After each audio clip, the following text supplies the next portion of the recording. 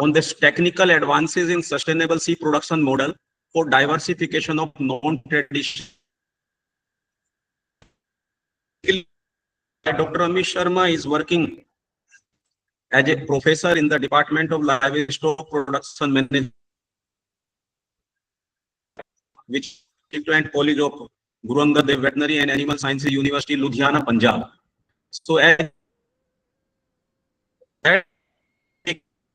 that's how you have to make sheep production sustainable in this contemporary agroclimatic. I have, almost 4 to 5 year experience on working on this aspect. In agriculture sector, so we can say there are distinctly 4 milestones.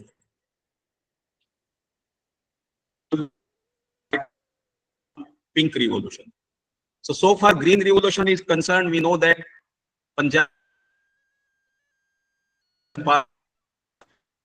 in hotspot of green revolution. So in decades of 1970,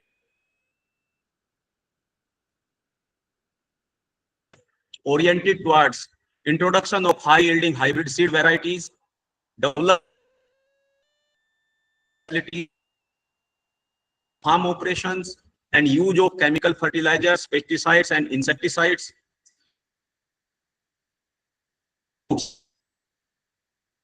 Production of paddy and wheat, which were having assured minimum. So key drivers of green revolution, we can say there was paradigm shift from the agriculture profile. Particular table. So over the time period that there was increase in and under wheat between 1971 to 1920, it was increased around 33. It was increased 87%. So here in Punjab, that cycle changed into monocropping. That was the paddy wheat crop cycle. And we know that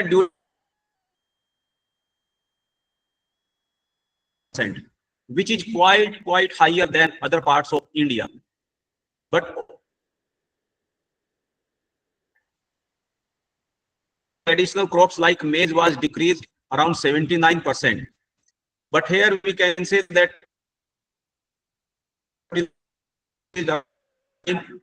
fertilizer application was quite highest. It was 242 kilogram per hectare. For exploitation of groundwater, that's too well density, it was around kilometer area, which is highest in India.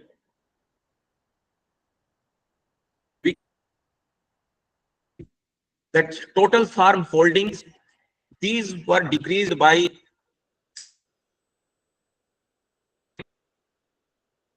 % of total farm land holdings, means number of farmers around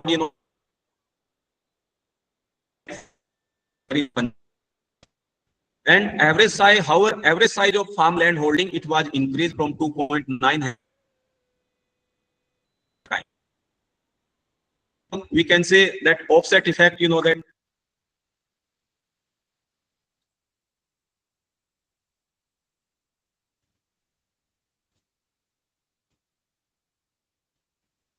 okay, these were effect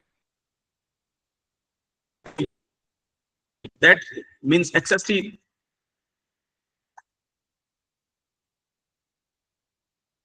Oh yeah.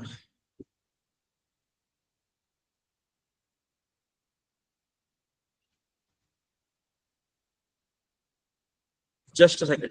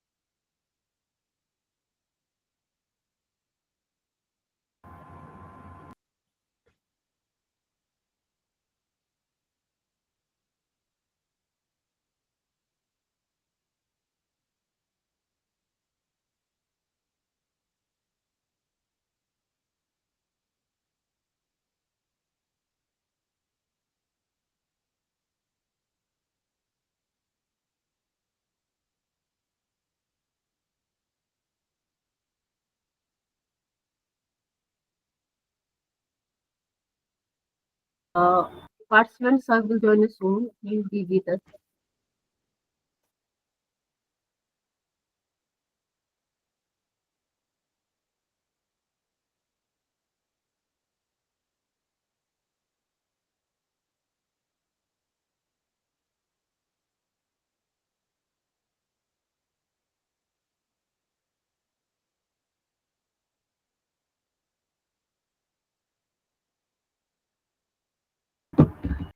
So you are joined back. Please unmute yourself.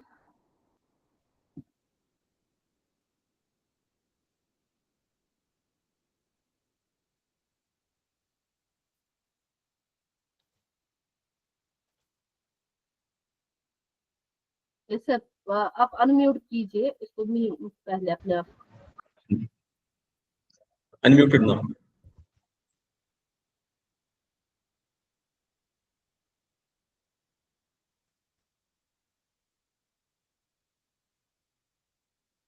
Okay. Yes, sir. It is clear. We were It is clear. discussing side effect of green revolution here in Punjab. So that leads to excessive depletion of water table.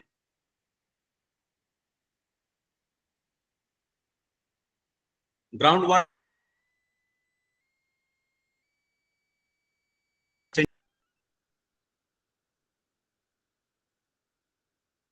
percent of destination only to paddy wheat crop cycle to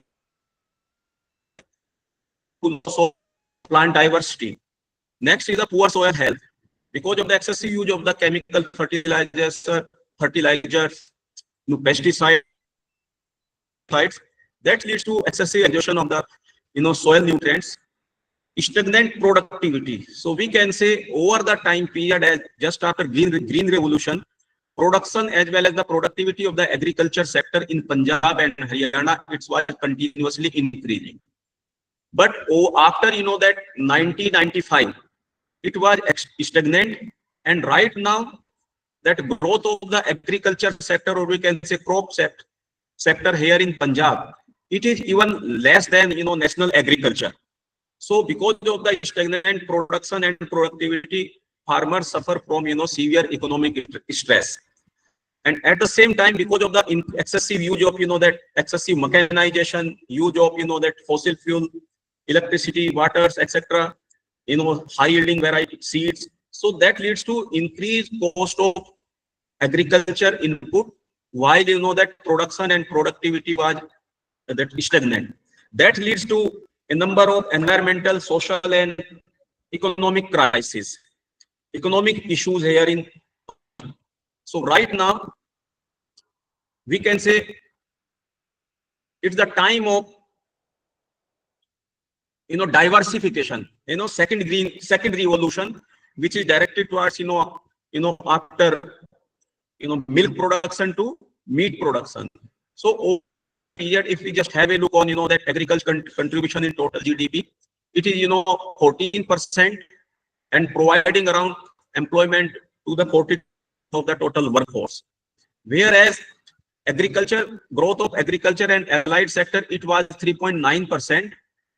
But over the time period, whereas we can say that total agriculture contribution in total GVA of India is decreasing, but at the same time, total contribution of the live GVA as well as the total GVA, it is gradually increasing.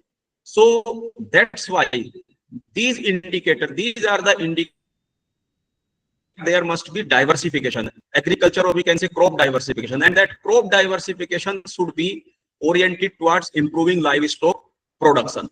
So if we just talk about that livestock profile of Punjab here, that dairy sector more than 70% of the total livestock input here in Punjab.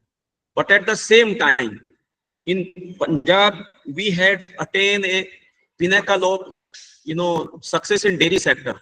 But at the same time, for diversification of the livestock activity also, we have not to only think about the crop diversification only, but also livestock diversification. We have not to heavily rely on milk product. We can say that in milk we have achieved self-sufficiency. you know that as per the ICMR it must be 300, but nowadays right now it is around 422 gram. So we have surpassed that limit, whereas in this that egg production requirement is 180, but still availability is around that 100. Instead of 79, it's now 100 in 2020 25 26. And in this meat production, that availability, it is still that around somewhere that 8 kilogram.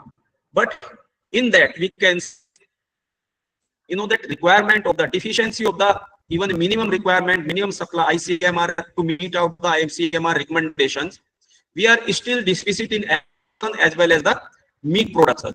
So that's why this difference in the requirement of the agriculture, this animal protein, it can be a key driver of the agriculture diversification and further livestock diversification, which is directed towards augmentation of the meat production. So when we come to that meat production, so this we know that around 50% of the meat comes from that poultry, but in addition to that, that goat as well as the followed by sheep, the contributor of the mutton production. So in this existing scenario, whereas we are thinking about that diversification, particularly paddy diversification, so we can go for that sheep production. But if we just have a look on that sheep production, traditional sheep farming here in Punjab, traditional sheep farming, it was that traditional on extensive grazing system by special people belongs to a special class and primarily for wool production. For the time period, because of the decreasing demand of the wool, second one that loss of that grazing, sheep population has been decreased here in Punjab. So that leads to drastic decrease in the sheep population at the rate of percent over that just after 9.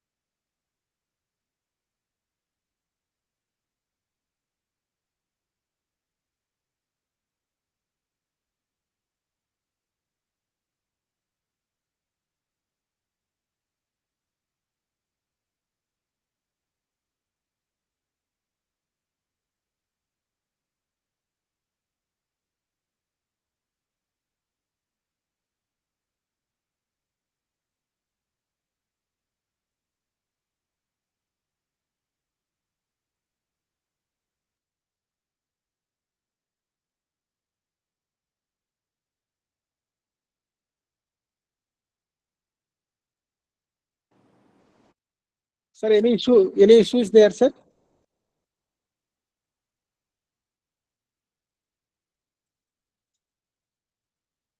Yes, sir.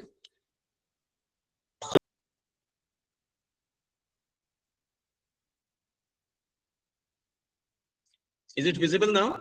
Yes, sir. It is visible, sir. It is visible. I think the problem is with the internet. Okay.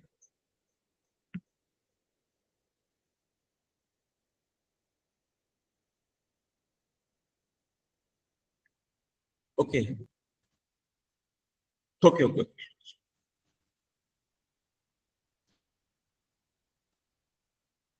So taking into consideration the current, that agriculture profile of Punjab, there is extensive need of and particularly not only crop diversification but also livestock diversification. Why we livestock diversification? It is just because of the continuous increase in the livestock contribution value, as well as that total agriculture value, this total gross value asset, national GDP, as well as agriculture GDP. Whereas contribution of sector is continuously decreasing. So taking into consideration, as I told you, there is need of diversification. In addition to that, which is the major driver why this livestock diversification is required? Because of that increasing demand of the animal protein source. However, if we just have a look on the current situation, so we have attained self-sufficiency as per ICR. There is the bare minimum,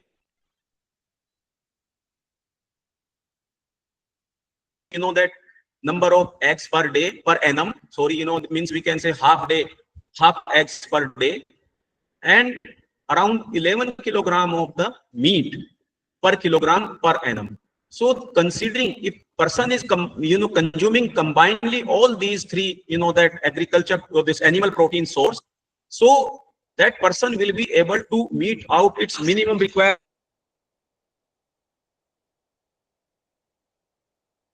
20 gram per day per person.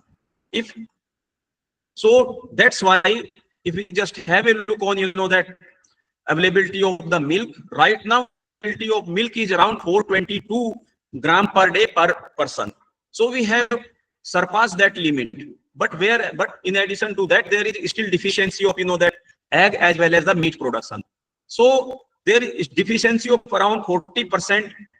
That requirement of meat is a major driving force to go for livestock diversification and further livestock diversification for meat production. So when we talk about that livestock diversification for meat production, sheep is an important livestock species. Why? Because it is having that multiple utility, first thing. So in addition to meat, it is also having its economic value in terms of production of wool. Second thing is that adapted to wide variety of climatic conditions. It is quite hardy animal in comparison to other livestock species. So where if you talk on part of India, this particular part experience extreme climate conditions, right from that extreme winter to extreme. So that's why sheep is comparatively more suitable for this particular area. Next thing is that low initial capital investment. So whenever we just press upon to start a livestock business to some farmer, so first question of farmer is what is how much money will be required to start a business, that particular business.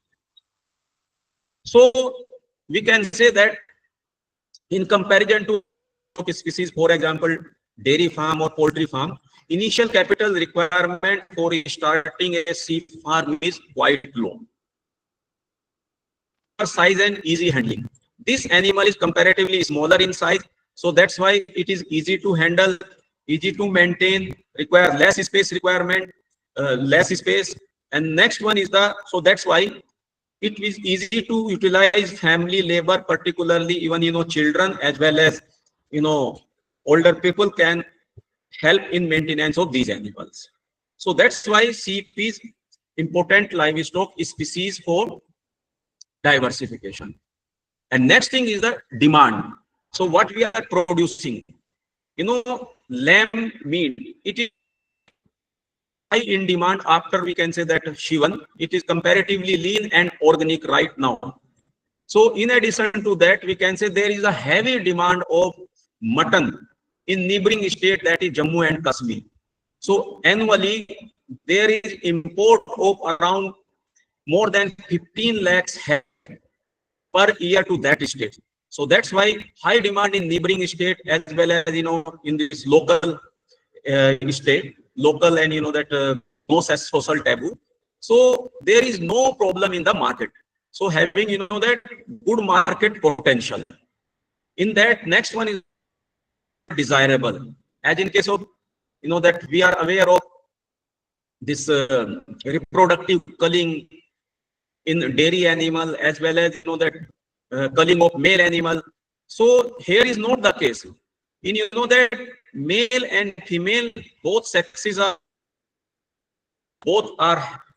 contributing in meat production as well as the wool production. Next thing is that, in addition to that, that's meat production and wool production, there is no problem of involuntary culling. As in case of dairy animal, just because of the reproductive failure and or we can say failure because of the their production, so that animal is not having no value. But here, in case of that sheep production, in case of any reproductive failure or that so this type of animal will be certainly having certain economic value. So just because of these reason, involuntary culling, as unlike that animal, there is no economic losses to farmer. So next one is that we can say sheep. Sheep is a close grazer.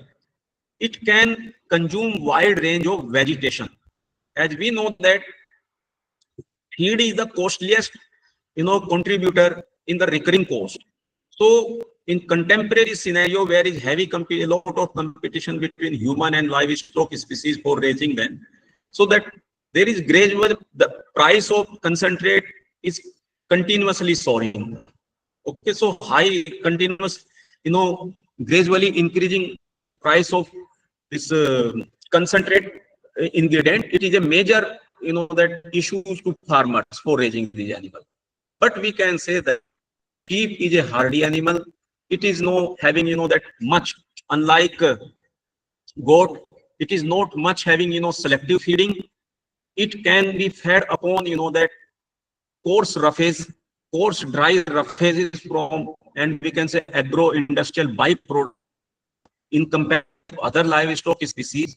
So that's why, because of comparatively low investment and good converter, efficient converter of poor quality roughages or this agriculture byproduct, which are not mostly suitable for feeding to other livestock species, convert into good quality meat. So it is one of the, that attribute, that with this species, which, that particular sheep production preferable for mutton production in comparison to other livestock species. And still we can spread genetic diversity of India. So we are maintaining, more than, 44 breeds of sheep. So we can say that's highly adapted to various agroclimatic zones, and each and every breed have its specialty. And these, extensive be utilized for, that interbreeding, or we can say crossbreeding, for developing, for improving, mutton production rate or production rate to a particular geographical region. So next one is, which is the most important, next one is that high water use. As we were discussing, depleting water table, excess utilization of water, scarcity of water in that mutton we can say this livestock production. So in comparison to other livestock species, water use efficiency, water consumption efficiency, or we can say efficiency using water for production of meat in sheep is quite higher in comparison to other livestock species. So these are attributes makes sheep production, that sheep production for mutton, or we can say complementary to existing, paddy wheat crop cycle of Punjab. On percentage of, major livestock species, sheep contribute around, that 14%. So right now in, that uh, we are having, around 1 crore, we can say 103 million, sheep population. Over the last previous census, it's increasing. But here in Punjab, the sheep population, except last current census, were drastically decreasing since after 1999. So there were, that only 85,000 sheep during last census, has decreased from, that more than 4 lakhs during 1999. So over the time period, there was, that drastic decrease in this important livestock population here in Punjab. Not only Punjab, but also, that Haryana, or, we can say western part of India, which the area which witnessed, that intensification of agriculture, industrialization, and, that leads to shrinkage of grazing land. Because we can say that traditionally in these areas, these sheep were raised by, traditional, pastorally under extensive grazing system, primarily for wool production. But just because of the, depleting, that common property, resources, shrinkage grazing land, industry, ultimately because of the decreasing economic value of wool, there was loss of this important source of rural livelihood. So that's why it is imperative for us to revive this production in the contemporary changing environmental scenario.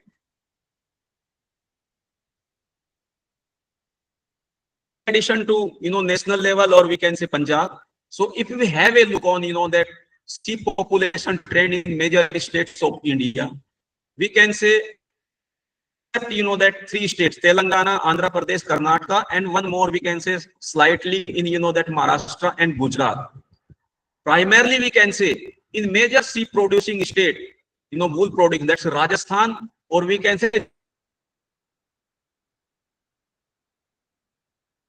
over the time period. So it is the major concern that, that major sheep producing state, that is Rajasthan, sheep population has decreased. But similarly, over the time period, there was increase in the other states, that's Telangana, Andhra Pradesh, and Karnataka, we can say. So why there was increase in this in Telangana, Andhra Pradesh, and Karnataka? We can say sheep in these particular states, these are nowadays primarily raised for mutton production, leaving aside, that wool production. So because of, that heavy demand of, that mutton production in that particular, the sheep population is also gaining popularity in that area.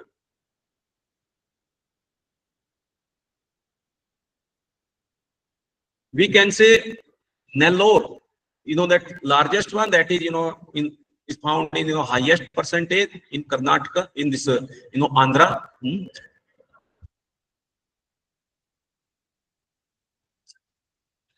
But at the same time, as I told you, that wool over the time period has decreased.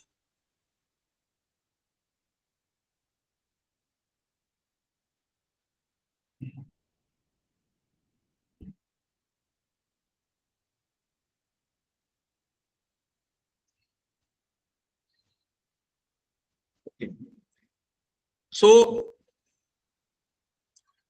this sheep contribute, around 7% of the total meat production. So what were the reason of, depleting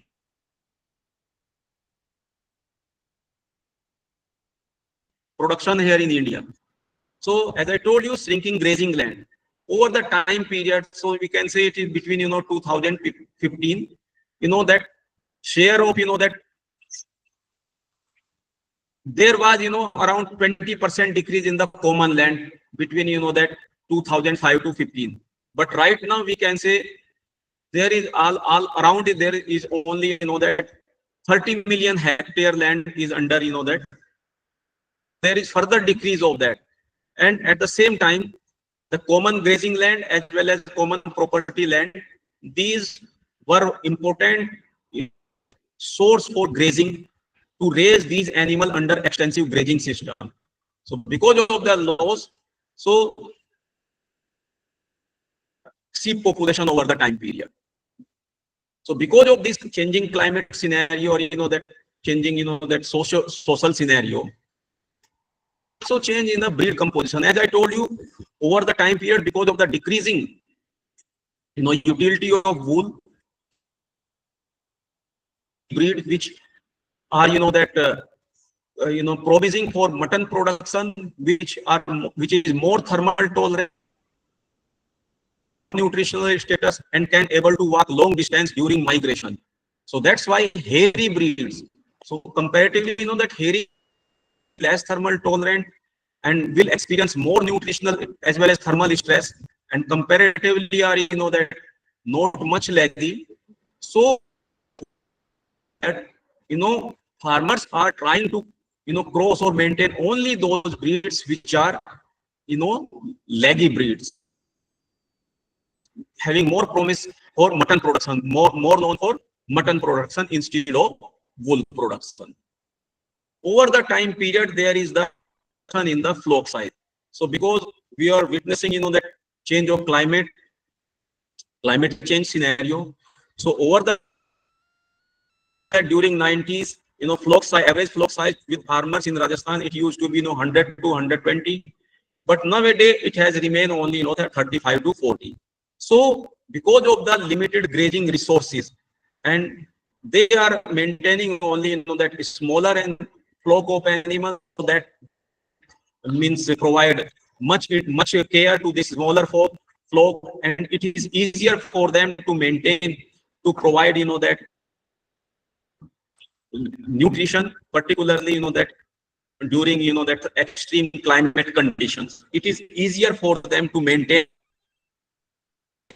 So as we know that this is the nowadays in India, mean monthly temperature is above thermoneutral zone. Because of the changing climate scenario, most of the animals round the year, these are continuously exposed to heat stress. As I told you in last slide, so because of this heat stress, there is the change in the, sheep production profile in India. And because of this heat stress, there is, that leads to compromised health and animal well-being, sheep well-being. Direct impact as well as the indirect impact. So as I told you, that decreased wool demand over the time period. So because of that decreased wool, Australia nowadays, Australia is, that largest producer as well as, exporter of wool. But because of the gradual increase in the demand of artificial fiber over the time period, not only in India but worldwide, that total wool production has decreased, and in that also total high quality wool production, it has also decreased. So before, we can say during 90s, the contribution of the high quality wool production in total wool production, it was above 50%. But nowadays, that coarse wool production or medium wool production, it is, around 70%, while only, that this fine wool production, it is only %. So here it is not only in India but worldwide, there is increasing trend of production of raising of mutton production instead of, that wool production. So that's why we can say nowadays, mutton is a primary commodity from, and wool is a secondary one. So in these conditions, we can say, if we just have a look on traditional to modern, in production system, there is change from, extensive grazing system for wool production by traditional landless farmers for subsistence or purpose in unorganized manner. It was, traditional system of wool, this sheep production here in India. So taking into consideration existing, that climate condition, second one, social condition, file. So it is not possible to maintain the sheep production or sheep under traditional system. So there is need of, that gradual shift from the traditional to modern. So if we have to popularize, sheep production, and we just want to promote sheep production for augmenting, that income of farmers, for providing employment opportunity, or we can say in create employment opportunity in, that rural economy, there is need of paradigm shift. So it should be from, extensive grazing to intensive. It is now possible to raise, that sheep only under intensive stall fed condition, primarily for mutton production and secondarily for wool production. And who can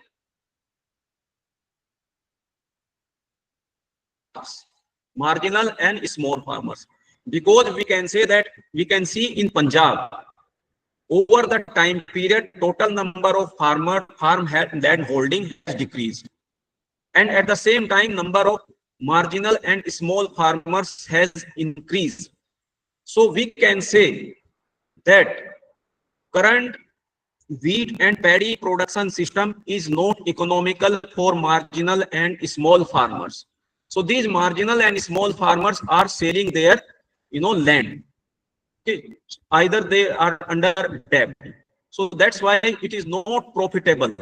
So that's why marginal and small farmers can come forward for sheep production, for adopting that sheep production under intensive stall.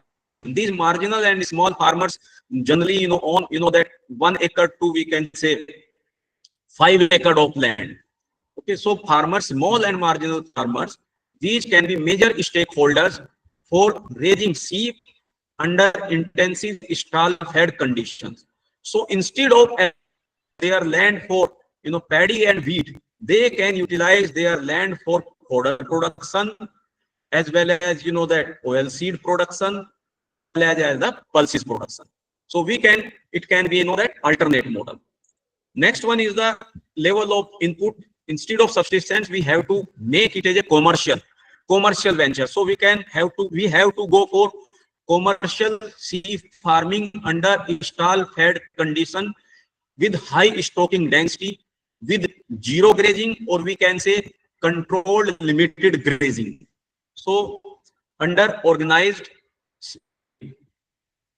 So this is the, we can say proposed livestock sheep production system for, that we can say majorly for transgangetic plain, which include Punjab, Haryana primarily. So while we have to go for this, that intensive stall fed commercial sheep,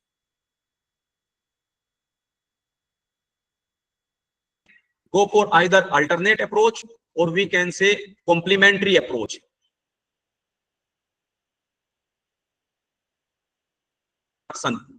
For sheep production.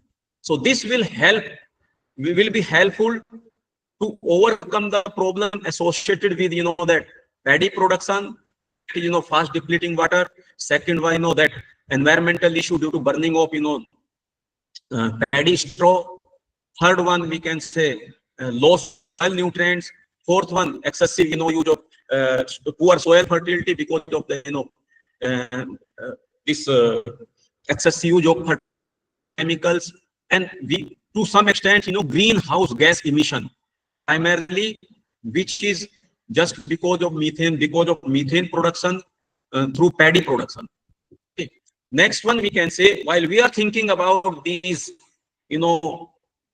intensive sheep farmer, commercial production system, we have to think about a number of, issues which are associated, which are, or we can say, may be associated with this intensive stall-fed sheep production system.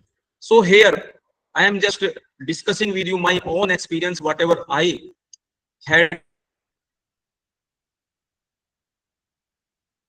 that in this production system, you are keeping large number of animal density with limited free movement. So certainly there may be some, welfare issues.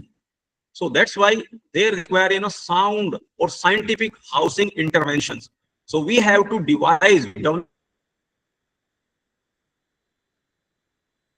which meet out their all welfare requirement in terms of, the in welfare requirement. So whenever we talk about climate resilient housing, we have to take into consideration that local climate condition.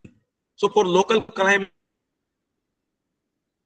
minimum rainfall, maximum rainfall, minimum temperature, maximum temperature, minimum temperature, humidity, index during a particular year, and total span of, that heat stress, cold stress, moderate temp likewise. So taking into consideration all these climate variables in a particular year, you have to devise proper house.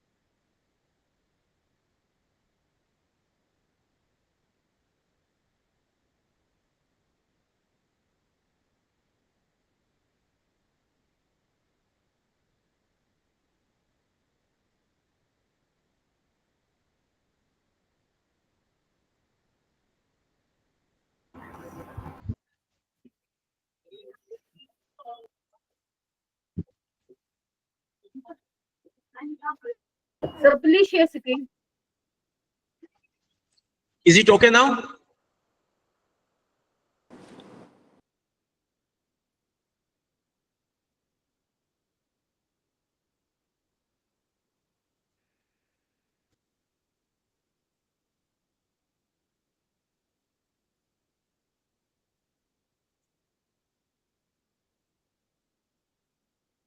So please continue. Okay. So I was discussing various, while you are keeping these animal under stall fed intensive production system, because as you have to keep a large number of animal in the limited movement, so that's why it is our responsibility to ensure their welfare with respect to their local climate. So in this, have to, as these animals have to be 24/7 in their paddock. So that's why it is our responsibility to provide them comfortable. So while we are talking about designing climate resilient housing, we have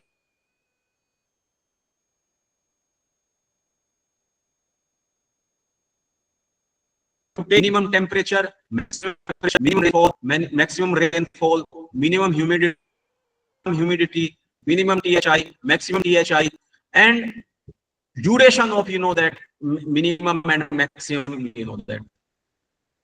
And these animals are going to be under, that heat stress or, cold stress. To devise their, that develop, construct their, housing. Because we can say, as I was sharing experience here, after, 20th June, here in Punjab, animal experience, severe heat stress, because animal is exposed to severe hot and humid climate conditions. And just after 20th of June, there is beginning of paddy plantation. And for plantation of paddy, that groundwater. So at that time, that humidity 45 degree centigrade, because there is no rainfall at that time, or we can say limited rainfall.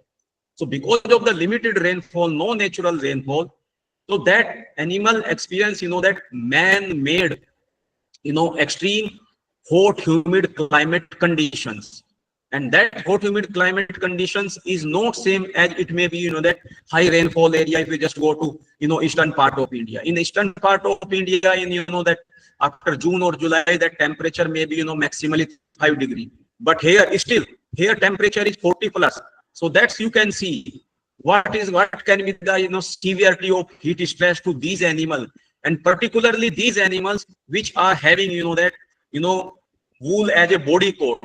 So there may be, that heavy mortality. I experienced, heavy mortality and, open mouth breathing during that particular time period. So we have to, in order to provide them comfortable micro environment during that time period, certainly there is requirement of installation of certain, that mechanical ventilation devices, mechanical cooling devices. Otherwise, keeping these number of animals in, that intensive production system, it is going to be, that we can say it will cause, severe economic loss to farmers.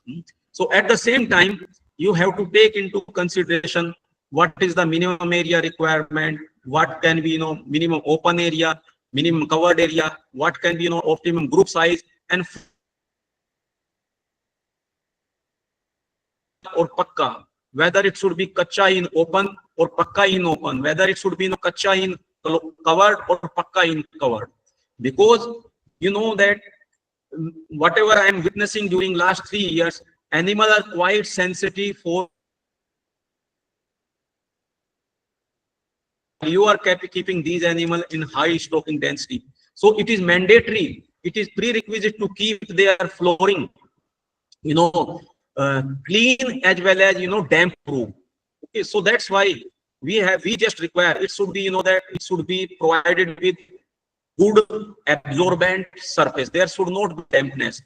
Otherwise, they will suffer from, that severe foot lesion, lameness, and it will ultimately having severe impact on their production, growth, as well as the reproduction also. Next comes to, the feeding interventions. So as I was talking about here, that seed production model can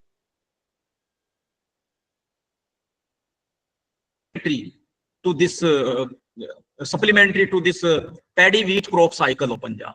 Okay, so we have to explore some feeding strategies to these animals, which is quite cheaper, based on the local resources, as well as which is an important source of nutrients, particularly energy and protein. If we have a look, if we have a look on the economy of, that economic feeding, so we must be able to provide them a cheaper protein sources, because most of the time these animals are quite deficient in the supply of protein, because protein is the costliest ingredient.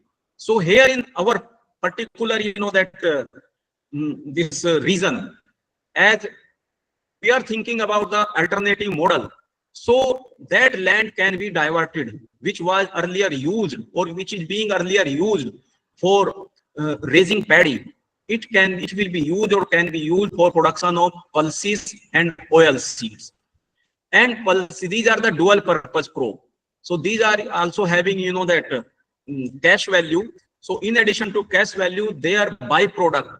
They are, we can say, pulses, hulls, or stovers, and that oil seed stovers.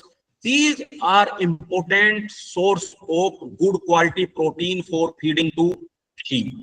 This sheep quite happily consume these byproduct of pulses as well as the oil seeds. So it maintain consistency of their fecal matter. So if alternative to that, if you are just providing them, that regular crop, we can say that sorghum or barsim, sorghum in, kharif season, barsim or lucerne in, we can say rabi, these animals will suffer, will be having, poor digestibility, containing more water content.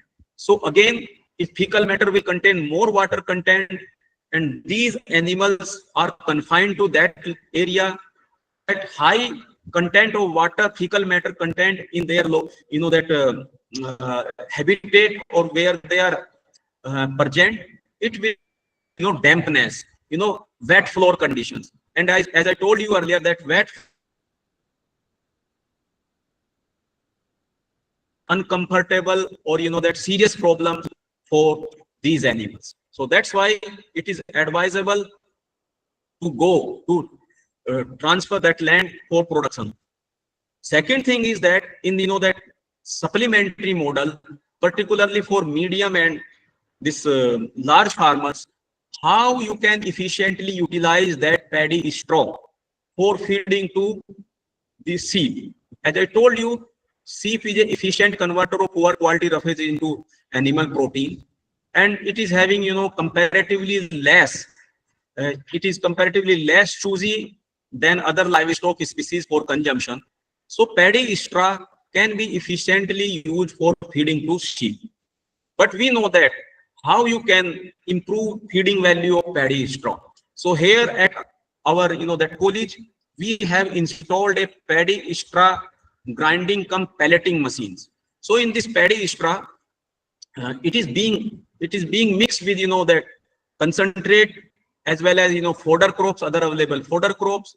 So leading into conversion of these paddy straw based pellets, and these pellets will helpful for, that efficient consumption of paddy straw, is a source of balanced feed. And in addition to other, that these crop, this fodder crops, these paddy straw can be utilized. So in this way, utilization of the paddy straw as a complete feed pellet will be helpful to some extent, overcome the problem, or that to reduce the problem of paddy straw burning for farmers. And secondly, it is going to be an economic source. That paddy straw can be an economic source of earning for farmers. So it will be helpful to some extent reduce the problem of paddy straw burning and associated issues, environmental issues. So next one is the breeding interventions under stall-fed conditions.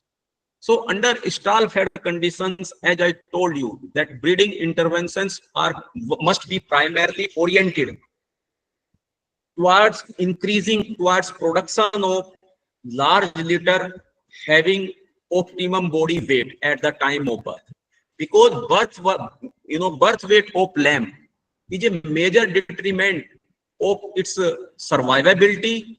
Second thing, its growth performance as well as its feed conversion efficiency. So whatever we are, noticing here in this at our farm or our conditions, whatever I observed during last 3 years. So breeding should be, regulated in a way. So that breeding season as well as their lambing season, it lies or coincide with, that optimum environmental condition. It should not coincide with either, extreme heat stress or cold stress, particularly here in India. So that's why controlled breeding is very important. So in this way, we can use here different hormones or synchronization protocol, so that most of the that sheep can breed during the month of September to October, and finally they can come in lambing season during that February and March. Because we can say after February, March, April, May, during March and April, May, that young one will not experience much that cold stress. These are quite comfortable at that time. And female, their dam will also not experience much heat stress, because that for optimum birth weight of lamb, for optimum prolificacy, and third one for optimum growth performance, that its nutrition, sheep nutrition is very important. Its pregnancy as well as that suckling period should not experience heat stress or cold stress, we can say, particularly heat stress. So we can say, if that will lambing season will be during this February and March, so there will be sufficient milk will be available for feeding to lamb. But whatever we are experiencing here, poor birth rate at the time of this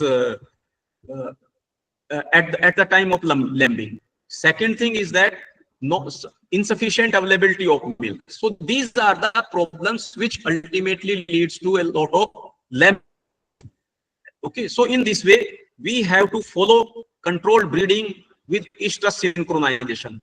We have used a estrus synchronization protocol using FGF2 alpha, using that coronil, this PMSG, as well as avicacil, that's progestogen, that's a sponge.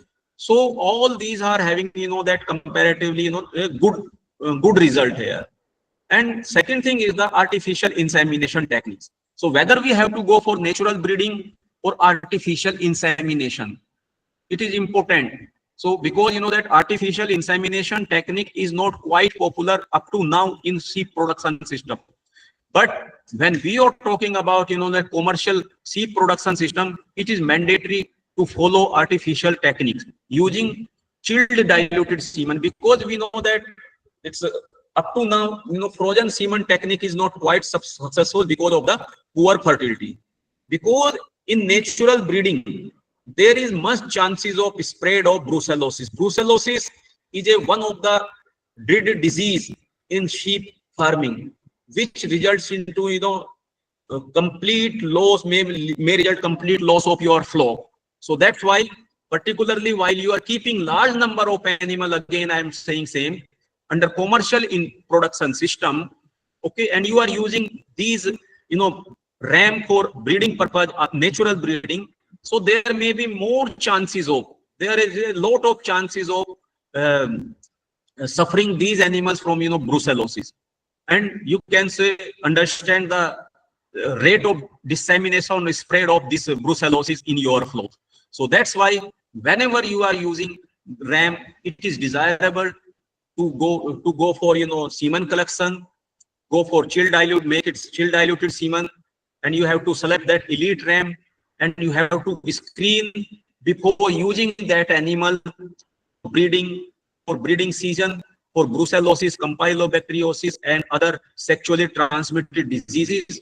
So only after that you have to use that diluted semen. Otherwise, you many a time using that diseased animal through natural mating, it can have devastating effect on your farm. Okay. Next one is the lamb management. As I told you, heavy, that lamb mortality, it can be one of the important issues, major bottleneck under stall-fed conditions. So mostly, as I told you, these conditions occur, high lamb mortality occur because of non-suckling underweight. So most of the time, if you know that during pregnancy period, female is under stress, either under heat stress, and which is that a common phenomenon, particularly under that we can say stall-fed conditions, that will result that either, that mortality during their fetal mortality, or most of the time that lamb will be underweight. So that if weight of lamb is less than 3 kilogram here, so that will be having staggering gait, that will be weak, it will not be having sufficient reflexes to go for suckling. So in that way, it is quite cumbersome for handler or that manager to take care of such lamb. So that's why in that it is advisable to go for that sound breeding program with good this feeding plan. And in that case, if just to take care of these type of animals, you have to go for providing good milk replacer. So still that milk replacer, there is no as such milk replacer developed for lamb here in Indian conditions. So that's why it is a again area of research, how you can develop a cost efficient milk replacer for feeding to these non-suckling underweight lamb. Because many a time what I realized, even if you are providing them that cow milk, crossbred cow milk, or that exotic cow milk, these animal develop that enteritis after 10 days or 15 days. So you have to you must have utmost care while using a suitable of other species milk. Next thing is that no milk for suckling. Many a time it happens their mother is, in some breeds, particularly here Kajri, we are experience, they are having insufficient milk, few of the animals, and particularly extreme heat conditions. So these animals will not produce sufficient milk. These animals will not be having milk. So milk is not available for feeding to lamb. So because of non-availability of milk, there may be gradual weakness, and and you have to put extra effort to take care of these animals. So in that also, in case also, you have, as I told you in beginning before that earlier, alternate milk or milk replacer is only source. Next thing is the coccidiosis. Coccidiosis is the major problem, and particularly animals, lamb, which are not getting sufficient milk of their sufficient dam milks, they are more prone for development of the coccidiosis. Normally, what will happen? They are getting milk, so just after 1 month or 2 months they will suffer from coccidiosis. Many a time that older animal, these are carrier of coccidiosis, their dam and other animals are excrete coccidiosis, that oocytes in their fecal matter, and young lamb contract that coccidiosis, and they develop that they either suffer from sudden death without showing any symptoms, or sometimes they will show nervine symptoms. So it is that major concern for is major cause of this lamb mortality. So whatever I experienced here, so I started to add that herbal feed additives in concentrate or as well as in milk. So if you are just feeding offering them this other species milk, so it is advisable so just to add some some amount of that turmeric in their milk, and it is having good result. So in this case you can explore more herbal feed additives in concentrate in place of that antibiotic to take care of that mortality due to that lamb mortality due to coccidiosis. In addition to that, one another important thing, that is the enterotoxemia. So many a time you are quite happy to see the growth of a particular lamb. You are quite happy to see the particular lamb that is quite that healthy animals is growing at particular age. But all of a sudden you will find these animals die. So it is just because of the enterotoxemia, and most of the enterotoxemia animals suffer from enterotoxemia case. Sudden change in the feed, and most of the time while they are getting lush green feed, so at the time of offering that lush green, you have to take care, means how much quantity you have to offer, and at the same time you just try to add some in their feed. You have never fed these animal, lush green fodder solely. So, okay, so best, the feeding management practices for such as, sheep is that it is advisable to go for, instead of feeding green fodder, you just go for either making silage or, that hay. Particularly, I have seen they are quite happy and showing, good growth performance on hay of oat and this berseem, because they are having, just after drying of them, reducing their this water content, you know, perfect mixture of energy as well as protein, including other vitamins. So we can say this oat hay as berseem, this is the most suitable crop for raising, that sheep hair as well as taking care of animals. So in addition to that, how you have to take care of enterotoxemia, you just go for their regular vaccination. It is advisable to go vaccination of the pregnant pregnant sheep, and again you have to start. So most of the time, the maternal immunity is available 2 to 2.5 months of age. So immediately after 2.5 months of age, again you just go for vaccination of enterotoxemia in young lamb at the age of 3 months. So that in order to rule out the possibility due to outbreak of enterotoxemia. Next one is the how you can go for this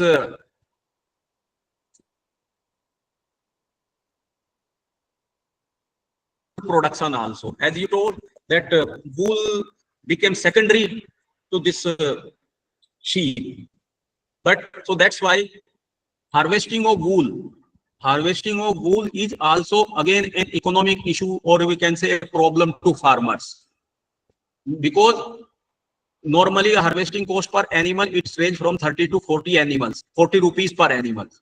But at the same time, the total cost of wool production is somewhere between, that 1.5 to 2 kilogram per sheep per year, because most of these sheep are either, that having, these are hairy breeds, or we can say having, that coarse wool. So this type of wool is not having much economic value, but at the same time, it is mandatory to go for shearing of wool, particularly before the commencement of summer season.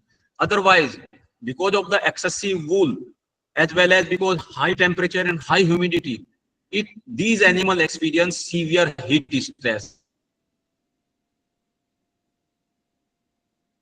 Direct mortality, as well as, that other morbidity, as well as the other economic losses because of the reproduction failure, poor growth rate of fetus, etc.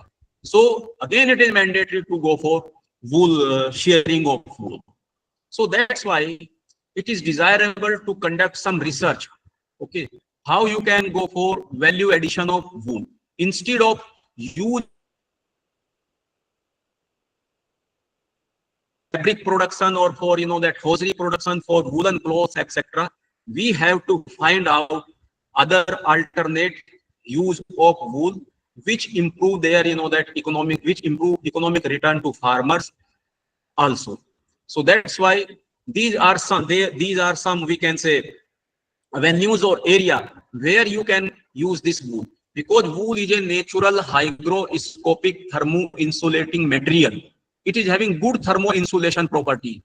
It is having, that preference over use of plastic, because plastic is that source of a lot of pollutant in your household. But at the same time, that wool absorb a lot of nitrate, which is generally emitted from, the plastic. So I have seen, so that's why these can be used. Wool can be used as an insulation panel.